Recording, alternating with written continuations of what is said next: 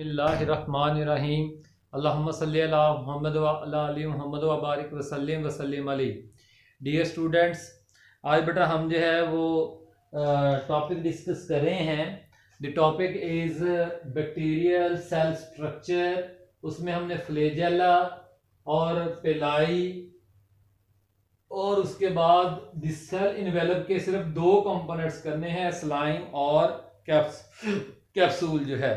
तो आइए ज़रा जो वो पहले फ्लैजेला एंड द स्ट्रक्चर्स के ऊपर बात करते हैं। सबसे पहले बेटा जी फ्लैजेला जो है ना वो प्लूरल वर्ड है। इसका जो सिंगुलर है ना उसको हम फ्लैजिलम कहते हैं। तो ये देखें ज़रा, मैंने आपके सामने एक बैक्टीरियम बनाया है, ये साइटोप्लाज्म है, डीएनए है। ये जो आपको अंदर वेवी लाइन नज़र आ रही है ना, ये प्लाज्मा मेम्ब्रेन है, और प्लाज्मा मेम्ब्रेन के बाहर जो स्मूथ लाइन नज़र आ रही है वो सेल वॉल है। ठीक है ना जी। तो जो प्लाज्मा मेम्ब्रेन होती है ना वो बाहर को एक्सटेंड कर जाती है और आउटर कवरिंग बनाती है किसकी, फ्लैजिलम की, जिसके अंदर जो है वो आपको एक डॉट डॉट सी लाइन नजर आ रही है। ये डॉट डॉट लाइन जो है वो प्रोटीन होती है। उस प्रोटीन को फ्लैजिलन प्रोटीन बेसिकली ट्यूबुलन प्रोटीन होती है। ठीक हो गया ना जी। तो जो माइक्रोट्यूब्यूल्स होते हैं ना, हमने चैप्टर 4 में माइक्रोट्यूब्यूल्स पढ़े थे, वो असेंबल होकर पहले बेसल बॉडी बनाते हैं, फिर बेसल बॉडी से जो है वो बाकी माइक्रोट्यूब्यूल्स यानी ट्यूबुलन प्रोटीन्स जो है या माइक्रोट्यूब्यूल्स जो है वो क्या बना देते हैं, फ्लैजिलम। लेकिन उसकी आउटर रैपिंग, उसकी आउटर कवरिंग जो है वो कौन बनाती है, वो प्लाज्मा मेम्ब्रेन ही बनाती है। ठीक हो गया ना। तो अब बेटा जी जो है इसकी पहले डेफिनेशन कर लेते हैं। फ्लैजेला याद रखें, ये फ्लैजेला प्लूरल है। ठीक हो गया ना। इसका सिंगुलर क्या होता है, फ्लैजिलम सिंगुलर है।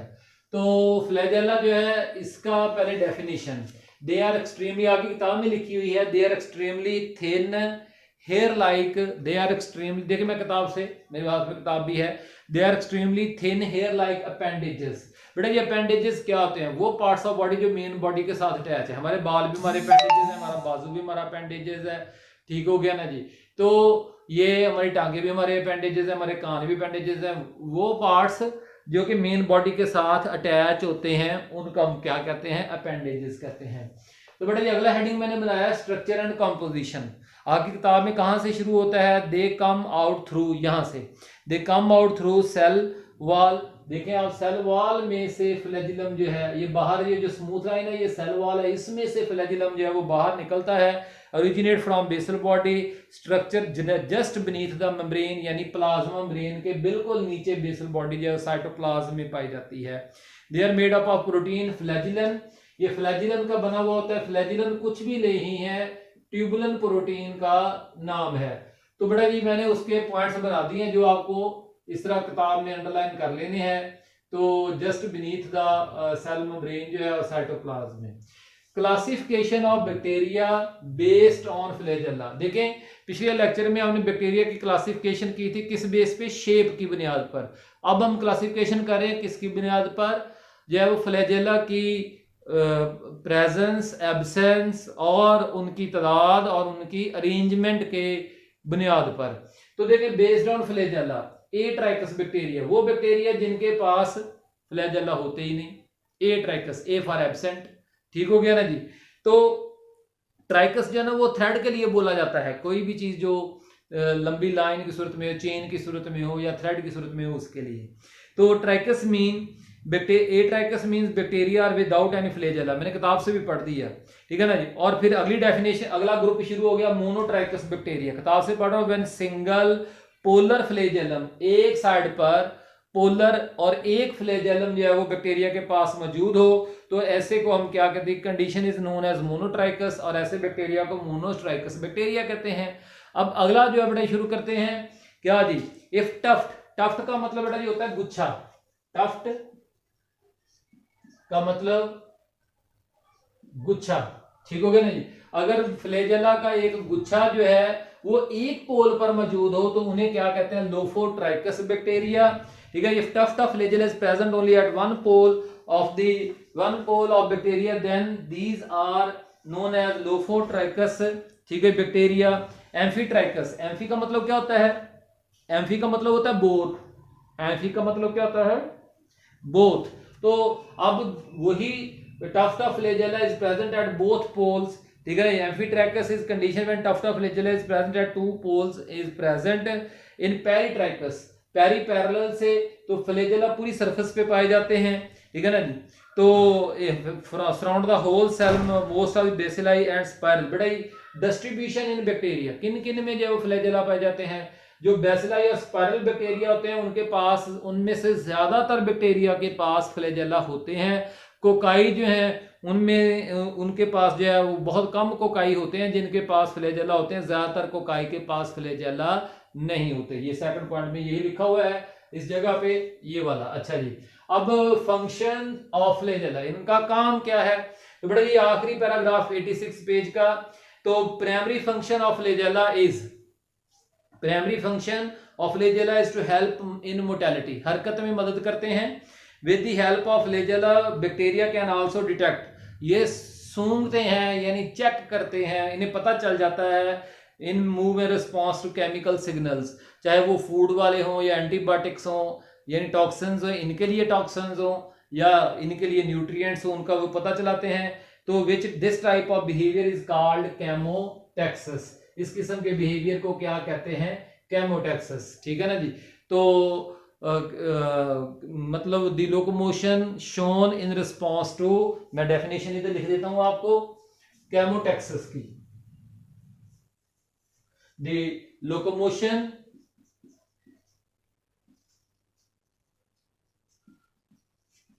shown in response to chemicals is called chemotaxis, उसको हम क्या कहते हैं, chemotaxis। अच्छा जी, अब बेटा जी अगले पेज पे 87 पेज पे पिलाई एंड देयर फंक्शन। सबसे पहले आपको पिलाई दिखाने हैं। देखिए ये क्या है, फ्लैजिलम, ये डीएनए, ये साइटोप्लाज्म, ये बेबी लाइन क्या है, फिर एक दफा वो बेबी लाइन क्या प्लाज्मा ब्रेन है, ये तो मैंने सारा लेबल किया हुआ है। लेकिन आप देख सकते हैं कि सेल वॉल के ऊपर छोटे छोटे से हालो किस्म के अपेंडेजेस भी मौजूद हैं। इन हालो अपेंडेजेस को कहते हैं पिलाई, जिसका सिंगुलर है पाइलस, जिसका सिंगुलर क्या है, पाइलस, सिंगुलर बेटा जी पाइलस, PILUS, पाइलस, ठीक हो गया ना जी।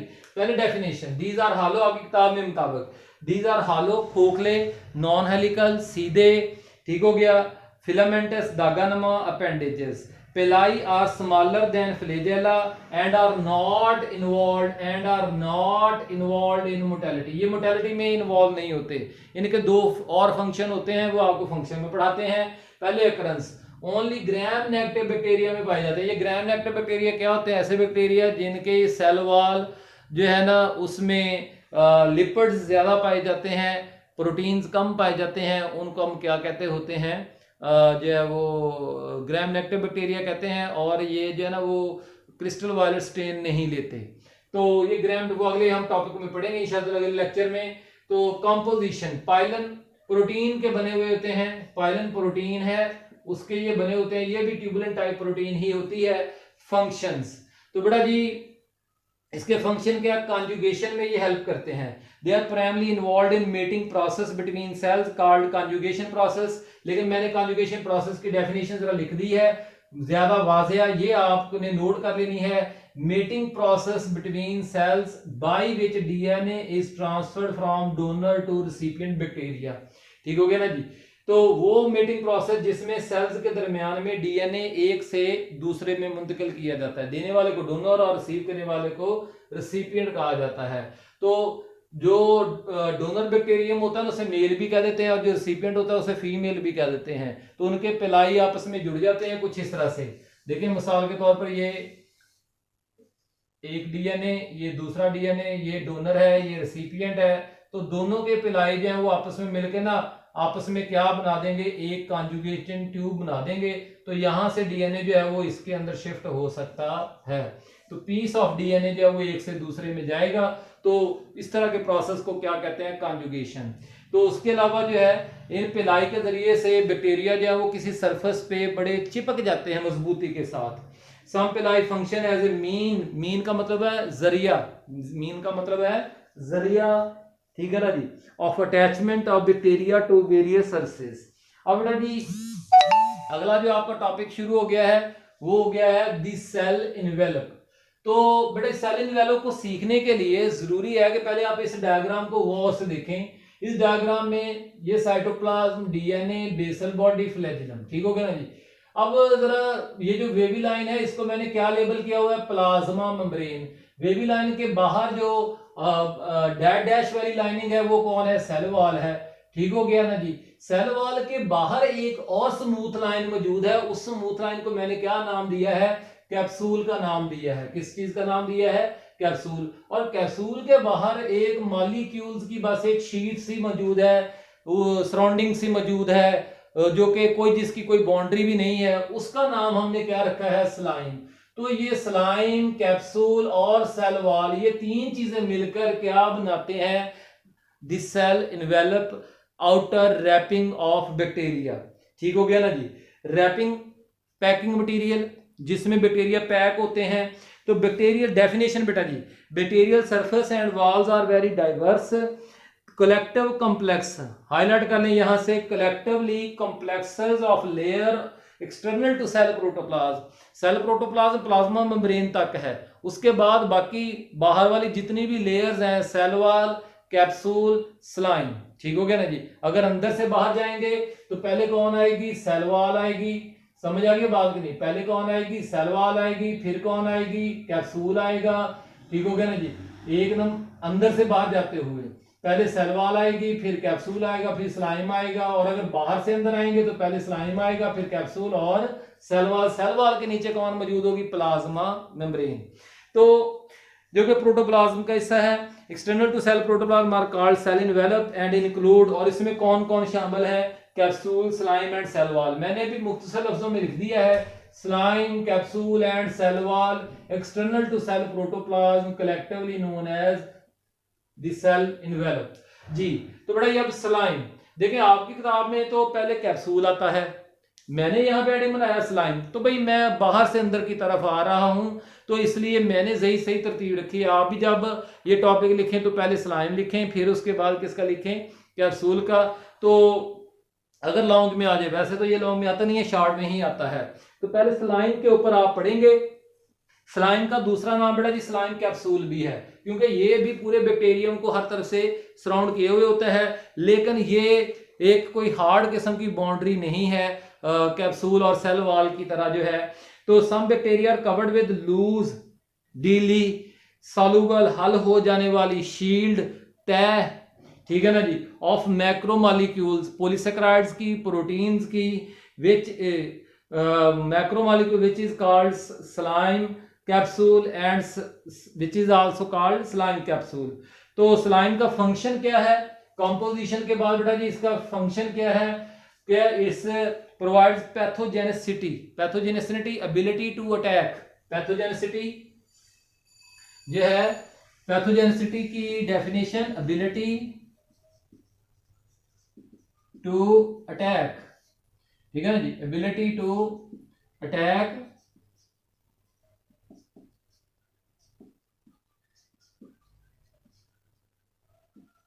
एबिलिटी टू अटैक, ठीक हो गया जी। Pathogenicity to bacteria and protects them against phagocytosis, phagocytosis से बचाता भी है। फैगोसाइटोसिस याद है जी, endocytosis, endocytosis process by white blood cells and others